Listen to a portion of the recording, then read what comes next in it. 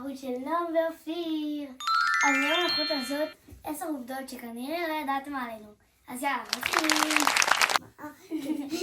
התחפשתי עם מלכת הפרפרים הכחולים, אני עולה לכיתה א', אני בת 5 וחצי. אוקיי. יש לאחות שלנו ערוץ וואטסאפ, יש לנו אחות גדולה, יש לנו אח קטן, יש לנו מרפסת גג. אבא שלנו עובד בחברת חשמל. כן.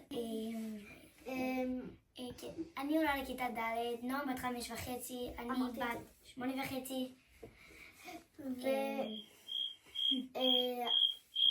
אנחנו בחיים לא טסנו, ואנחנו גרות באשקלון.